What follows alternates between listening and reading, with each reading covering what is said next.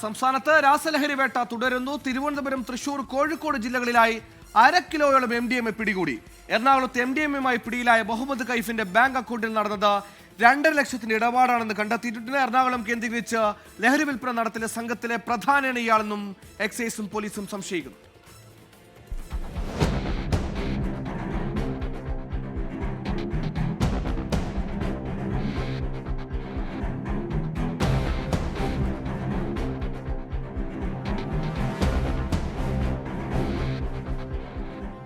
കോഴിക്കോട് 2 ഇടങ്ങളിൽ നിന്നായി 270 gram MDMA പിടികൂടി.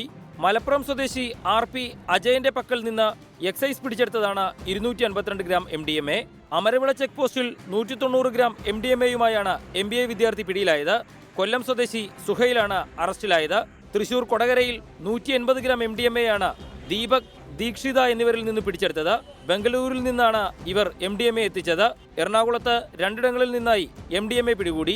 1.632 ഗ്രാം MDMAയുമായി വൈപ്പിൻ സ്വദേശി അമൽകൃഷ്ണയും മുഹമ്മദ് കൈഫ് എന്നയാളുമാണ് പിടിയിലായത്. മുഹമ്മദ് കൈഫിന്റെ ബാങ്ക് അക്കൗണ്ടിൽ 1 മാസത്തിനിടെ 2.5 ലക്ഷം രൂപയുടെ ഇടപാട് നടന്നതായി കണ്ടെത്തിയിട്ടുണ്ട്. ലഹരി ഇടപാടിന്റെ പണമെന്ന സംശയത്തിൽ പോലീസ് വിശദമായ അന്വേഷണം ആരംഭിച്ചു. 24 കൊച്ചി.